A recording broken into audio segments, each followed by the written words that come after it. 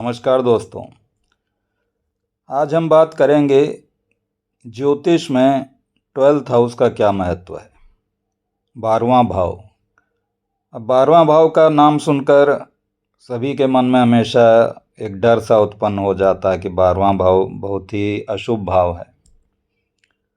ऐसा क्यों है?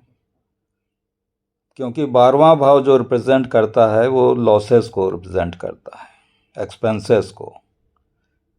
हानि का भाव है, धन की हानि हो सकती है। आइसोलेशन का भाव है 12वां भाव। आइसोलेशन मतलब हॉस्पिटल को शो करता है, असाइलम्स को शो करता है, जेल को शो करता है। तो इन सब बातों के कारण व्यक्ति के मन में ये प्रश्न उठता है कि ये 12वां भाव जो है एक बहुत ही अशुभ भाव है, क्योंकि इसमें यदि कोई ग्रह बैठ गया तो धन की हानि हो सकती है, व्यक्ति जेल में जा सकता है या हॉस्पिटलाइज्ड हो सकता है। इस तरीके के बातें व्यक्ति के मन में आती हैं।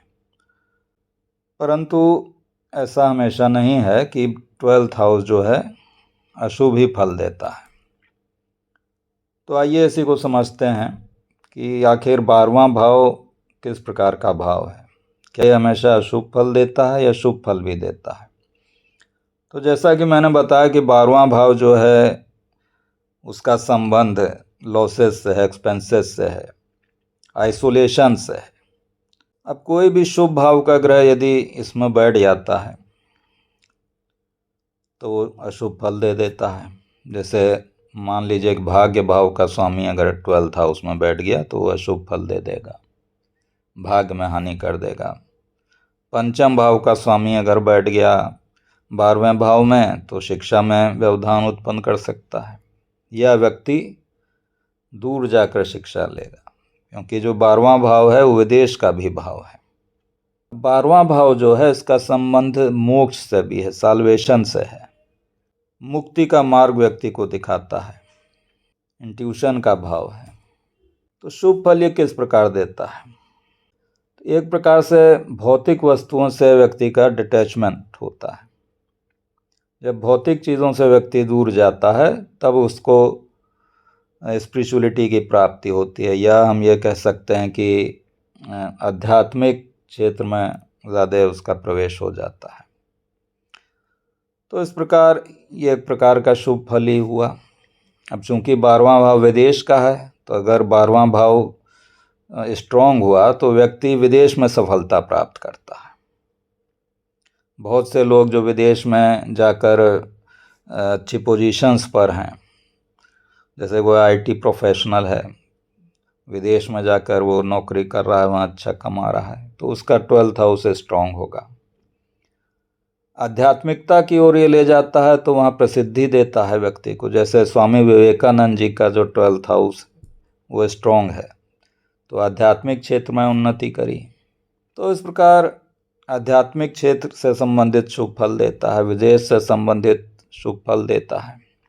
12वां भाव जो है इन्वेस्टमेंट का भी भाव है, इन्वेस्टमेंट्स को दिखाता है। तो इन्वेस्टमेंट के थ्रू आपको लाभ की प्राप्ति हो सकती है, वहाँ भी ये शुभ फल देता है। 12वां भाव चैरिटी का भाव है। अब चूंकि धन का व्यय का भाव है तो धन का व्यय चैरिटी में भी हो सकता है, ये भी एक शुभ फल की प्राप्ति है। परोपकार के कार्यों के द्वारा उसको प्रसिद्धि मिलेगी। चूंकि 12वां भाव बिहाइंड द सीन काम को भी दिखाता है। जैसे कोई डायरेक्टर है फिल्म का तो पर्दे के पीछे से काम करता है। अब 12th हाउस के स्वामी को बलवान होने के लिए शुभ भावों में बैठना आवश्यक है। जैसे यदि 12वें भाव का स्वामी केंद्र भाव में बैठ जाता है या त्रिकोण भाव में बैठ जाता है तो वो 12वें भाव से संबंधित शुभ फल देता है। अब 12th हाउस चूँकि एक त्रिक भाव है, जैसे छठा, 8वां, 12वां भाव त्रिक भाव कहलाते हैं। इन भावों के द्वारा विपरीत राजयोग भी बनता है। तो 12th हाउस के द्वारा विपरीत राजयोग भी बन सकता है। जैसे 12वें भाव का स्वामी यदि 12वें में हो तो ये काफ़ी शुभ फल दे देता है। तो इस प्रकार दर्शकों आपने समझा कि 12वां भाव किस प्रकार से शुभ और अशुभ फल दोनों देता है। आशा है कि वीडियो पसंद आया होगा। धन्यवाद।